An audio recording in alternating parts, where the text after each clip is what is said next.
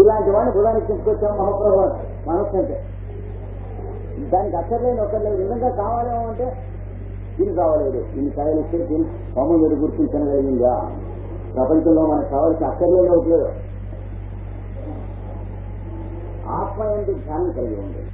శాశ్వతము నిత్యమైనటువంటి వస్తువులను మనస్సు నిలిచి ఈ మిగిలినటువంటివన్నీ మనం ఎట్లా చేసుకుంటే అట్లా జరుగుతాయనేటువంటి సంగతి గుర్తుండి మనం ఎలా ఆచరించుకోవాలో అలా ఆచరించుకుంటూ ఉంటే మృత్యు లేదంటారు. అంతేగా సమస్య పేరు బాగుంది. అయితే మంచి పని చేస్తే మృత్యువు లేకుండా పోతుంది, చెడ్డ పని చేస్తే మృత్యు వస్తుంది అన్నారు. అంతే కదా ఇది చూస్తుంది. అయితే మనకి వేదములు, ఉపనిషత్తులు, పురాణములు వీటిలలో ఇది మంచి పని, ఇది చెడ్డ పని అని వాళ్ళు చెప్పారు. వాళ్ళు చెప్పిందంటే ఈ చెడ్డ పనులు మానేసి వాళ్ళు చెప్పిందంటే మంచి పనులు చేసుకుంటూ ఉంటే మృత్యు వస్తూ ఉంది అన్నారు. మృత్యు రాకుండా ఉంటుంది, బాగుంటా ఉన్నారు. అంతే కదా. అలాగే నా కొడుకులు 100 మంది కూడా కావకుండా ఉంటారా? ఉంటారు అనండి మీ నోటి మీదుగా. యుభాన్ని భారత యుద్ధం చేయించుకోబోతున్నాను కొడుకుల చేత, మీ కొడుకులు బాగుంటారు పోరు అని మీ నోటి మీద అనండి. ఆశీర్వచనం బలవంతాన్ని గురువులతో తీసుకునే శిష్యులు వీళ్ళు. గురుగారు ఇల్లు కట్టుకుందామని అన్నట్టు అంటే ఒరే నీకు అప్పులు ఉన్నాయి కదా ఇప్పుడు వద్దు,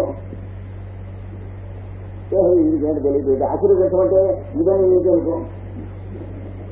ఇల్లు కట్టుకుంటా అన్నప్పుడు ఖచ్చితంగా ఆశీర్వదించాల్సింది గురువు అంటే. మిగతా వాడికంటే పశ్చిమ ఉండకూడదు. ఇల్లు కట్టుకుంటాను శుభాన్ని వెళ్ళి నమస్కారం చేసి ఆశీర్వదించే బదులు ఇవన్నీ ఆయనకి ఎందుకంటే అప్పులు ఉన్నాయి ఇవన్నీ నా తిప్పలు నింపడతాను, మళ్ళీ అప్పు చేసి స్థలం కొందామని వెళ్ళారు. ఎందుకంటే అప్పులు నిండా చేసిన వాడికి అప్పులంటే భయం పోతుంది, ఒక రకమైన శౌర్యం వస్తుంది. అలా అప్పులు చేస్తూ ఎక్కువగా వెళ్ళిపోయి అప్పులలోనే వేరే స్వర్గం అలంకరిస్తాడు. ఆ పైన మనం అడిగాడు అప్పులు ఎక్కువైపోయినాయండి, చాలా ఇబ్బంది. ఆయన ఏడుస్తున్నాడు తెలియక. ఏమిటంటే ఈ అప్పులు ఎక్కువైపోయినాయి, ఈ అప్పులు ఇలా ఉండగానే నేను హరి అన్నాను అనుకోండి అంత చికాకు అన్నా. అంటే ఎవరికి నీకా అన్నాడు. నాకు నీకేం లేదు కదా కొన్ని ఊరుకో. అలా మిగిలిన వాళ్ళకి కదా అంటే ఎవరి కర్మ వాళ్ళకి ఎదురు శుభ్రంగా చేసి చేయమన్నారు.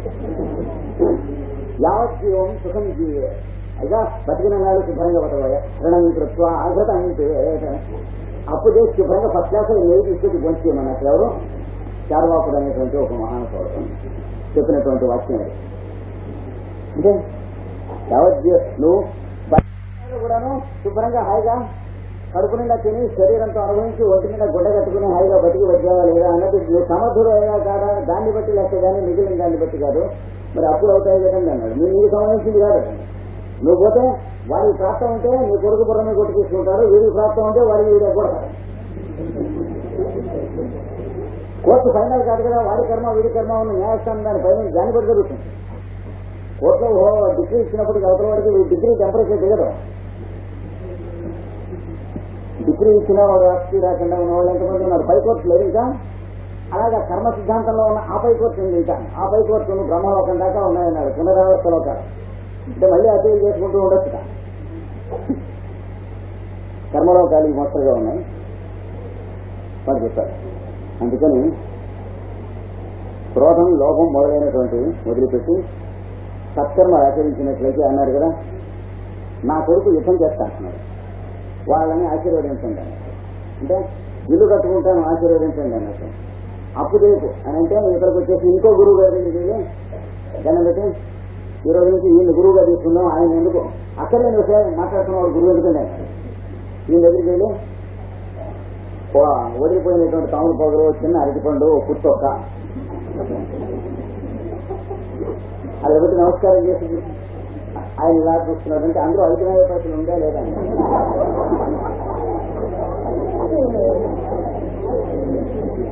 ఎందుకని ఎట్లాంటి వాడికి అట్లాంటి వాడు దొరుకుతాడు. దాంట్లో వాడికి శుభ్రాన్ని గురువు దొరకమంటే ఎందుకు దొరుకుతారు? ఇప్పుడు కాలానికి కాలం చేయకుండా సంబంధమే గురువుకి డిఫరెన్స్ ఉంటుంది. అది నొక్కుడు కాలం అయితే తాళకి కడ్డీ తాళంకే ఉంటుంది, అది బ్యాంకు తాళం అయితే అది లేకు తాళంకే ఉంటుంది, అది భోషాణ తాళం అయితే ఇది బ్రహ్మాండమైనటువంటి బ్రహ్మతాళంకే ఉంటుంది, బ్రహ్మవైపు. దాన్ని బట్టి వాళ్ళిద్దరికి దాంపత్యం లాంటిది గురువు శిష్యుదామన్నాం. ఓ రోజున వదిలేదు కాదు చదవట. అందుకని వాడు వీడు అక్కడ పెట్టి జనం పెట్టి వీడు చూస్తున్నాడు. ఏమిట్రా అంటే ఇల్లు కట్టుకుంటానంటే శివం కట్టుకో. వీడు వెళ్ళి అప్పు చేసి కొనేశారు. కొనేసి ఈ స్థలాన్ని ఆ ఎవరి దగ్గర అయితే అప్పు చేశాడో వాడికి తాకట్టు పెట్టారు. ఎందుకంటే కోట్లో ఏదైనా తేడా వచ్చి ఓడిపోతే వాడే పోతాడు. అక్కడి నుంచి ఉంది శుభం. వాడి స్థలం అప్పు పెట్టి వాడి దగ్గర కొని వాడికి తాకట్టు పెట్టారు. స్థలం నాదని వాడు అనుకుంటూ ఉంటే దాన్ని నాదని తీసుకుని వాడికి తాకట్టు పెట్టినట్టు. పెట్టిన తర్వాత అక్కడ ఇల్లు కట్టడం కోసమని ఇంకోటి దగ్గరికి వెళ్ళి బ్రహ్మాండమైనటువంటి సావుకారు పాపం ఆయనకి ఏం తెలియదు. ఆయనకి మళ్ళీ తాకట్టు పెట్టి ఇల్లు కట్టాలని డబ్బులు తీసుకొచ్చారు ఇల్లు కట్టడానికి. దాంతో ఇల్లు దివ్యభవనంగా కట్టేశారు. మా చిన్నప్పుడు గుంటూరులో జరిగిన కథ ఇది. కట్టేసి ఆ ఇంట్లో తాను భార్య పిల్లలు సుఖం ఉన్నారు, హాయిగా ఉన్నారు. చాలా మాకు అద్దెకి కూడా ఇచ్చారు. మేము చాలా సుఖంగా ఉన్నాం ఇంట్లో. అయినా ఈ ఇంట్లో పూజ లేకుండా చేయకండి, రోజు పూజ చేస్తూ ఉండండి అన్నాడు. ఎందుకంటే వాళ్ళిద్దరికి తాకట్టు పెట్టాడే, వాళ్ళు ఒక హద్దు దాటి యువతలు రాకుండా ఉండటం కోసం టెంకాయల కోసం నేను టెంకాయలు పంపిస్తాను. వాళ్ళు అడగడానికి వీలు లేకుండా దిగ్బంధ హోంఫర్ట్ అని కొడుతూ ఉండండి అన్నాడు. మేము ఆ ఇంట్లో 8 సంవత్సరాలు ఉన్నాం. 8 సంవత్సరాలు కూడా ఈ పెద్ద సౌకర్య గారు ఉన్నాడే ఆయన ఈ ఇల్లు గల ఆయన్ని కారెక్కించి తీసుకెళ్లి చెప్పడం, హోటల్లో తీసుకెళ్లి నేటి పెసరట్లు అవన్నీ వేయించి పెట్టించడం. ఎందుకంటే తొందరగా మనం రప్పిస్తారు, లేకపోతే వీడి కోపం వచ్చేది పిలిచిపోతుంది. తర్వాత ఏమైంది, వీడికి తెలియకుండా వాడికి తెలియకుండా వీడికి తాకట్టు పెట్టారు కనుక చెడు కోట్లకు వాడు వెళ్ళి వాళ్ళిద్దరు తొందరపడే సౌకర్య గారు కేసు పెట్టారు. కేసు పెడితే వాడికి బయటపడ్డాడు కనుక వాడు ఇద్దరు కొట్టుకోండి అంటే ఇంక బయటకు వచ్చారు. ఆ రోజు కానీ ఈ రోజు కానీ ఈ దాంట్లో ఏముంది, పోవటానికి నిర్గుణ పరబ్రహ్మం. చెడే పదార్థం లేదు, ఆత్మ పదార్థం నుంచి వాడు వాడికి వీడి మీద అవతల వాడు కేసు పెట్టినా పోయేది వాడే, వీడు అవతల వాడు పెట్టినా పోయేది వాడే. ఖర్చులు అవతల వాడి దగ్గర పోతాయి కానీ వీడి దగ్గర పోయేందుకు లేదన్నమాట. నిర్భీతమైనటువంటి శుభ్రమైన పరిస్థితి. కనుక ధృతరాష్ట్రుడు అలాంటి వాడు. ఇప్పుడు సమర్థ జాతుల వారిని ఏమంటున్నాడు, మంచి పని చేస్తే మృత్యువు రాదన్నారు. తథాస్తు 100 మాటలు అనండి. కొడుకు ఒక ఇంటికి ఒక్కో మాట చెప్తున్నాడు తన 100 మంది కొడుకులకి. ఇక్కడ వేస్తున్న ప్రశ్న అంత పేచీ అయిన ప్రశ్న ఎలా వేస్తున్నాడు మళ్ళీ ఆయన చెప్పనిచ్చి, యాని వాహురిజ్జయా సాధి లోకాన్ని. విద్య అంటే యజ్ఞం అని చెప్పి చేస్తూ ఉంటారు సత్కర్మాచరణ. డబ్బుగా ఉండేవారికి మహామృత్యుంజయ యజ్ఞం చేసింది బ్రహ్మాండ. అహోరాత్రాలు మృత్యుంజయమంత్రం చేశారు. త్రయంబకం జయామహే.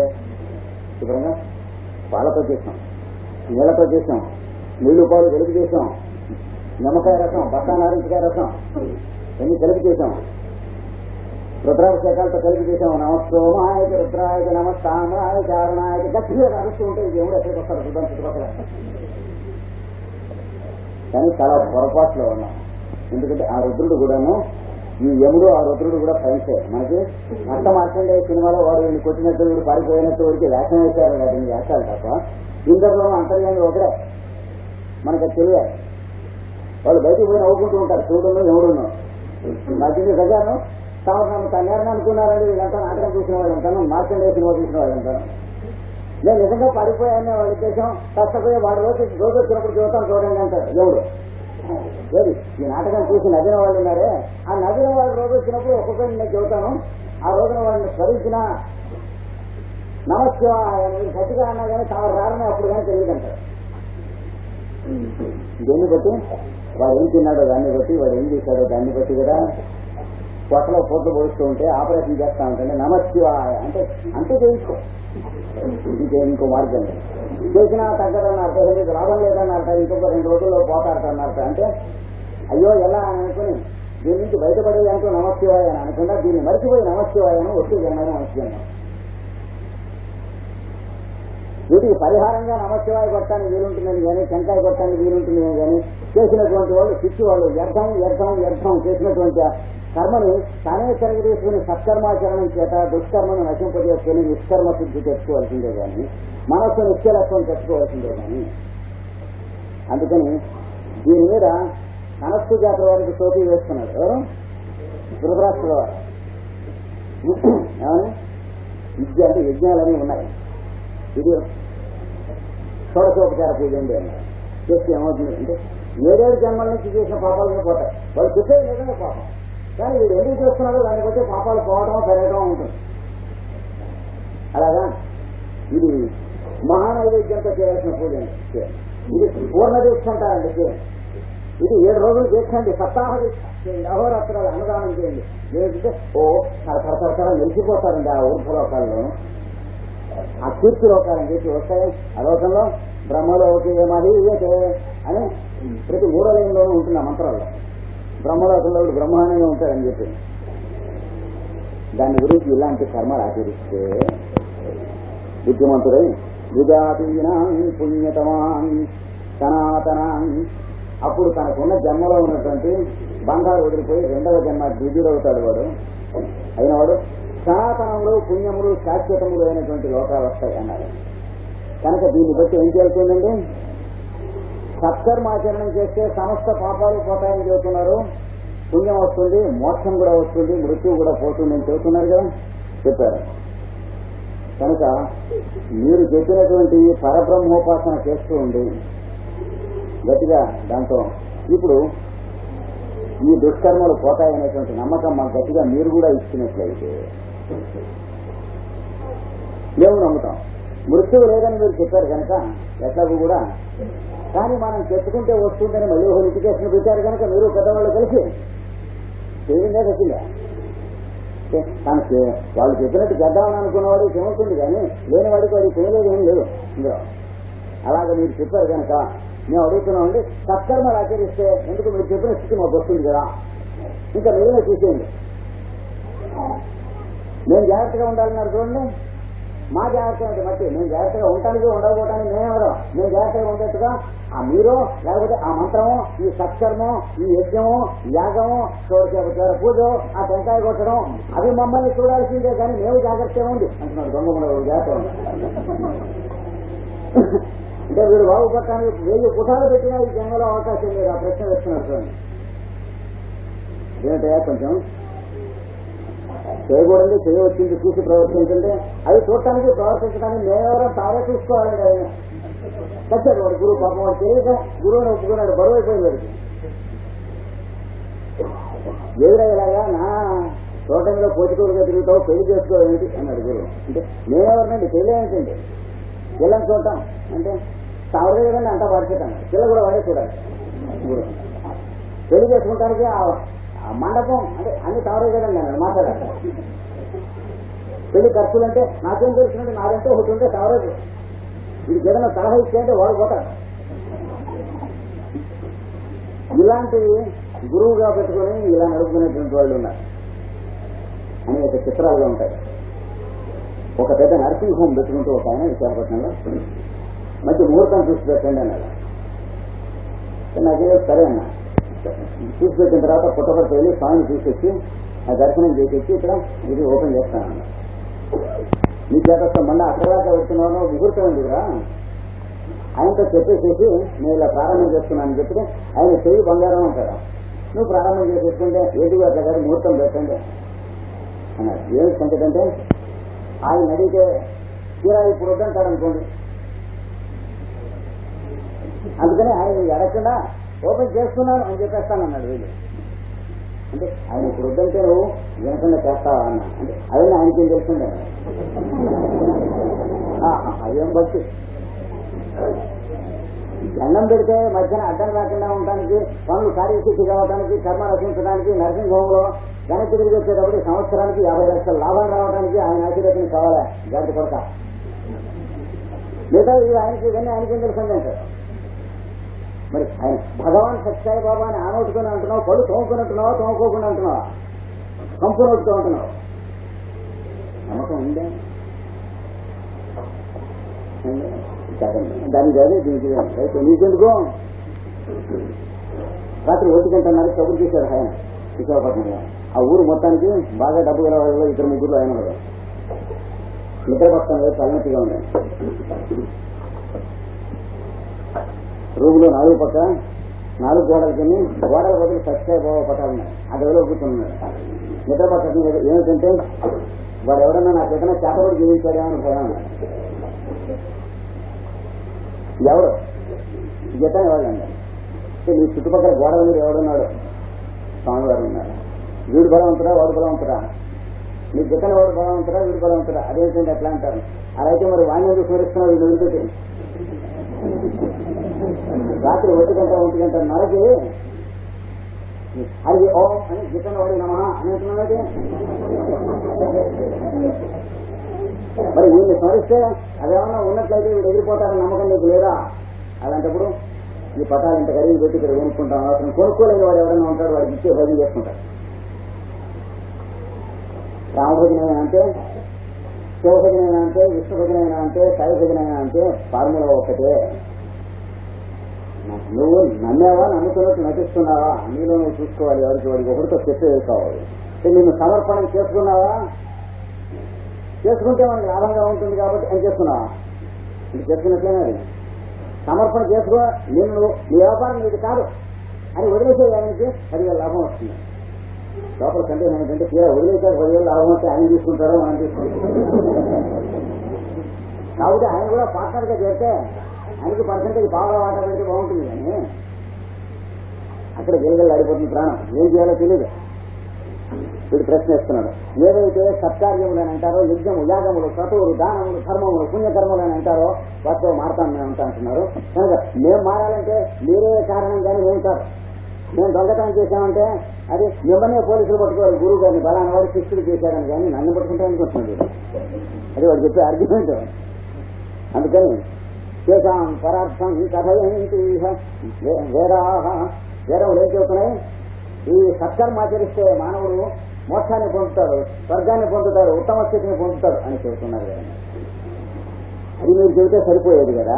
నువ్వు జాగ్రత్తగా ఉండాలని చెప్పి నువ్వు జాగ్రత్తగా ఉండాలి అని చెబుతారంటే నేను ఏం చేస్తే జాగ్రత్తగా ఉంటానో అది నన్ను చేయమని చెప్పండి, చేసేస్తాను. అది చేసినా జాగ్రత్తగా నేను లేనంటే మీరు చెప్పే బాధం తప్పని అర్థం.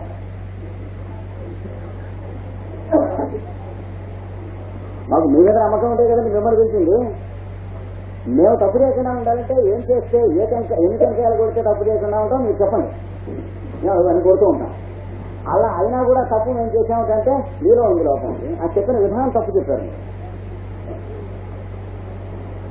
ధృతరాష్ట్రుడు లాంటి వాడి దగ్గరికి వెడితే తనస్సు జాతుడు ఎదురుడు లాంటి వాడు తట్టుకునే నిలబడతారు, కానీ ఇంకోడైతే వెళ్ళిపోతారు. ఆ రోజుల్లో ఒక ధృతరాష్ట్రుడే ఉన్నారు.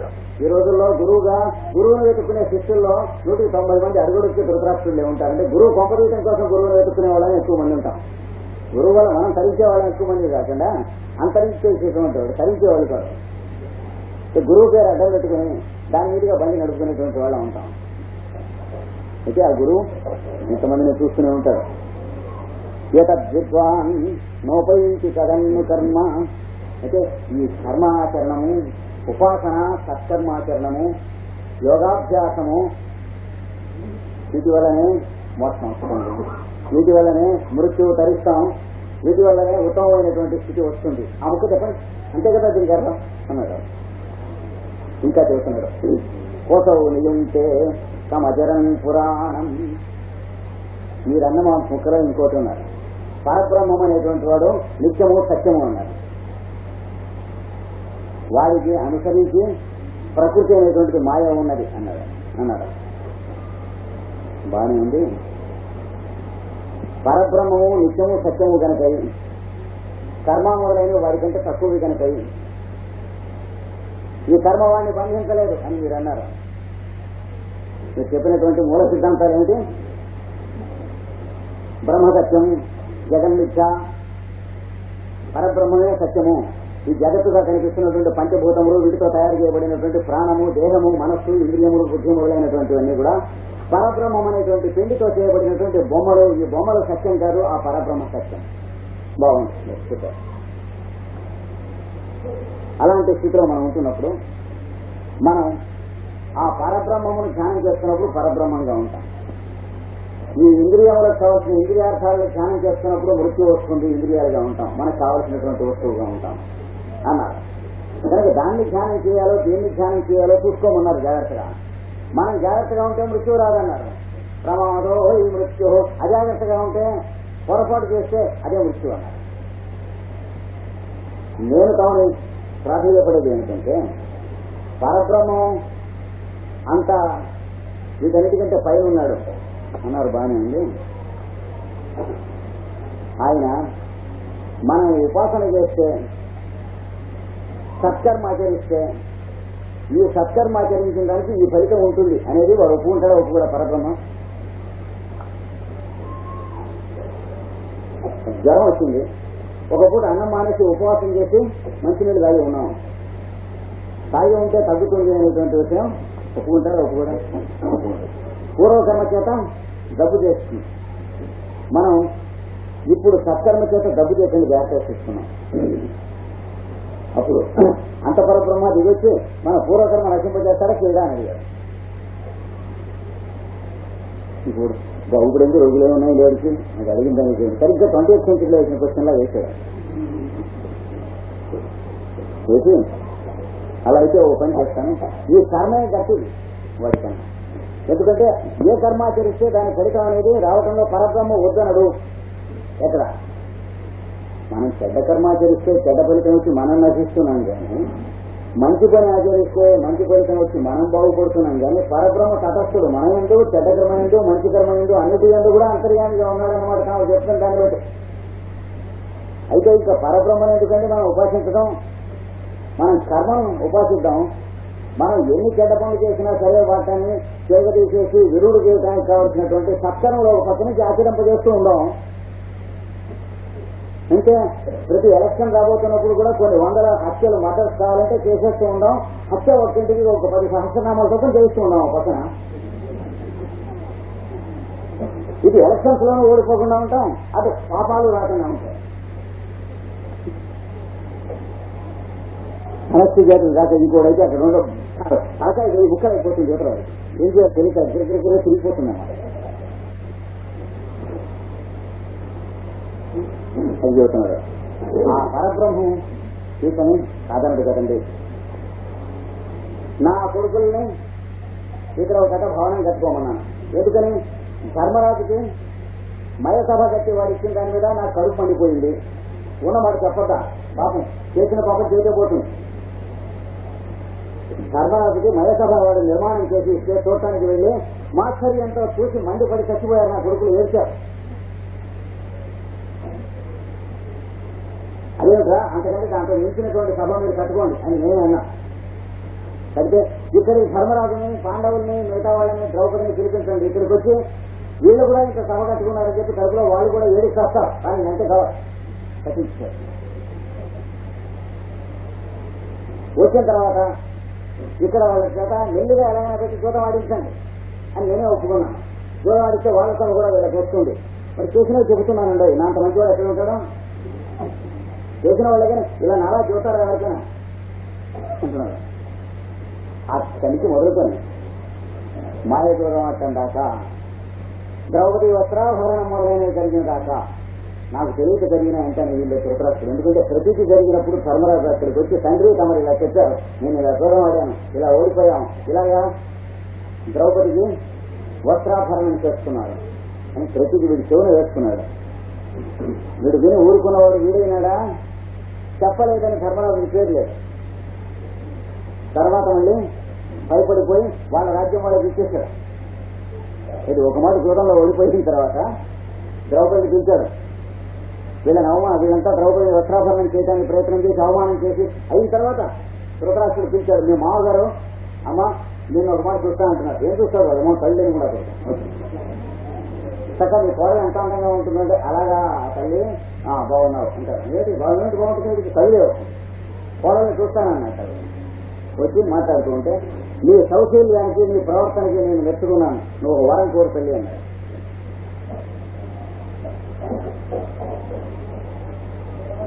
ఏం కోరింది?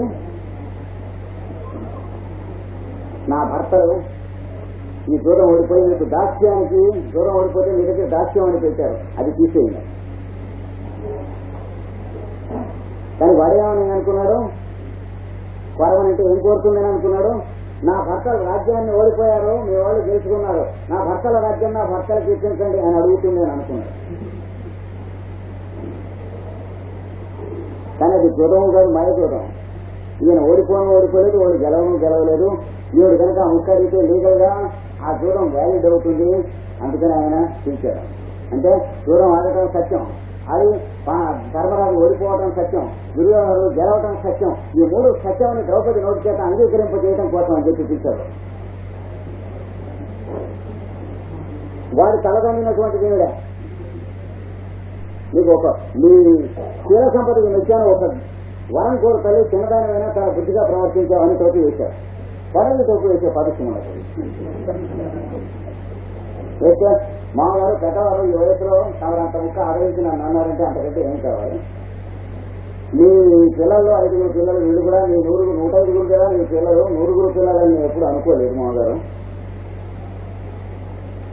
ఈ పిల్లల రాజ్యం, ఆ పిల్లలు ఈ పిల్లలతో చూడమాడి వీళ్ళు వాళ్ళకి దాసులు అని చేశారు. ఆ దాస్యం తీసేయండి. వీడు అడిగింది పాట దూరం వ్యాలిడో కాదో వాడి దృష్టిలో పారలేదు.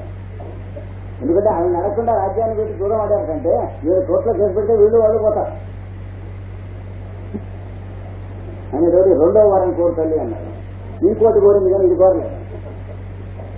నాకు సంతోషం పట్టలేకుండా ఉన్నాను, 3వ వారం కోరు తల్లి అన్నారు. అనేటికి భూమిని పరిపాలించేటువంటి వాడు, ప్రజలకు అభయహస్తం పట్టేటువంటి వాడు రాజు. అలాంటి రాజు భార్య కానీ రాజులలో ఉన్నటువంటి వాళ్ళు ఎవరైనా సరే 2 కోరికలు కోరండి. దాసులు కోరుతారు.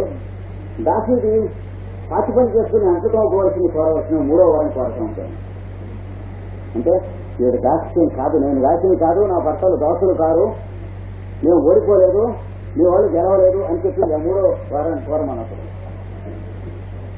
అప్పుడు వీడు ఏం చేయడానికి వెళ్ళే తీసి ఆ రాజ్యం వాళ్ళదే దొక్క తిరిగిపోతుంది చాలా వస్తే ఆవిడ కనుక సభలో నుంచి మాట్లాడినట్లయితే ధర్మరాజు మాట్లాడద్దంటే ఆవిడ మాట్లాడదు కానీ అయితే సీరియస్ ఒప్పుకొని అలాంటి వాడు సామాన్యుడు కాదు. అదే అంటున్నారు, ఇట్లాంటి సత్కర్మ ఆచరిస్తూ ఉంటే మనకి పని అయిపోతూ ఉంటుంది. పరబ్రహ్మ కూడా మనం అపచారం చేయకుండా చేస్తూ ఉంటాం. కర్మలు చాలా బలమైనవి మీరు చెప్పి మాకు ఈ కర్మలు ఆచరణ చేస్తూ ఉండండి అని మీరు చేస్తే బాగుంటుంది. కానీ పరబ్రహ్మాన్ని స్మరించినటువంటి వాడు నిలుస్తాడు, లేనటువంటి వాడు మృత్యువులో వెళ్ళిపోతాడు అనేటువంటిది ఎన్ని మాటలు మీరు ప్రతిపాదన చేసినా మాకు క్షేమం కాదు. కనుక మీరు చెప్పినది ప్రమాణం కాదు. నాకు సందేహం ఉన్నది. కర్మ చాలా బలీయమైనటువంటిది. కర్మాచరణం చేసి మానవుడు దేన్నైనా సరే దాటవచ్చు. ఏ అపచారం చేసినా దాటవచ్చు, ఏ పాపం చేసినా దాటవచ్చు. కర్మ బలీయమైనటువంటిది.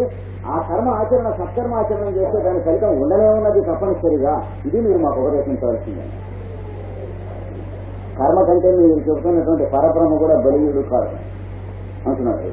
ఎందుకంటే కోసవు నియుంచేతం అజరం పురాణం